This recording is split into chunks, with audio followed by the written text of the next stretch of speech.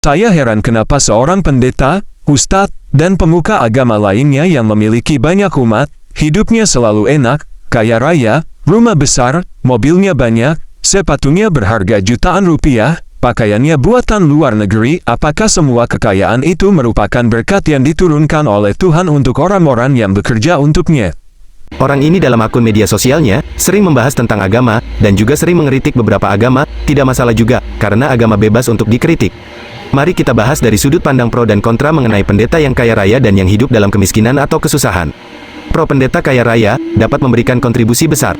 Pendeta yang kaya raya memiliki kemampuan finansial untuk memberikan sumbangan besar kepada gereja mereka, serta mendukung berbagai program sosial dan misi gereja. Keberadaan mereka dapat membantu memperluas dampak positif gereja dalam masyarakat.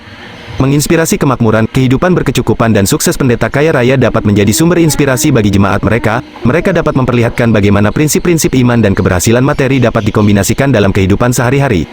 Sumber motivasi, pendeta yang berhasil secara finansial dapat menjadi contoh dan sumber motivasi bagi jemaat mereka. Mereka dapat berbagi pelajaran mengenai manajemen keuangan yang bijak dan memberikan dorongan untuk mencapai kesuksesan dalam berbagai aspek kehidupan.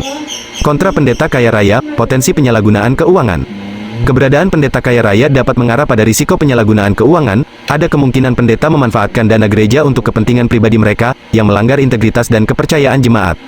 Menciptakan kesenjangan sosial, ketika ada pendeta yang sangat kaya, sementara jemaat mereka menderita atau hidup dalam kemiskinan, ini dapat menciptakan ketidakadilan sosial dan kesenjangan yang tidak seimbang dalam komunitas gereja. Arah fokus yang salah, jika seorang pendeta terlalu fokus pada aspek materi dan kekayaan, ini bisa mengalihkan perhatian dari tujuan utama pelayanan rohani mereka. Keberhasilan materi bukanlah indikator tunggal keberhasilan dalam memimpin dan menginspirasi jemaat. Pro pendeta hidup dalam kemiskinan atau kesusahan.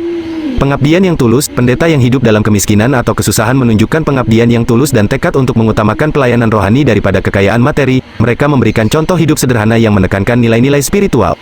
Keterhubungan dengan jemaat, ketika pendeta hidup dalam kemiskinan, mereka dapat lebih mudah terhubung dengan jemaat yang menghadapi kesulitan finansial. Hal ini memungkinkan mereka untuk lebih empati dan memahami tantangan yang dihadapi jemaat mereka, dan memberikan pelayanan yang lebih terarah. Kontra pendeta hidup dalam kemiskinan atau kesusahan. Tantangan keberlanjutan, hidup dalam kemiskinan atau kesusahan dapat menghadirkan tantangan dalam mempertahankan komitmen dan fokus pada pelayanan rohani. Kekurangan sumber daya finansial dapat mengganggu kemampuan pendeta untuk memenuhi kebutuhan pribadi dan melayani jemaat secara optimal. Pengaruh negatif. Pendeta yang hidup dalam kemiskinan atau kesusahan mungkin mengalami stres dan beban yang tinggi, yang dapat berdampak negatif pada kesehatan fisik dan mental mereka. Ini dapat mempengaruhi kemampuan mereka untuk memberikan pelayanan yang efektif dan bertahan dalam jangka panjang.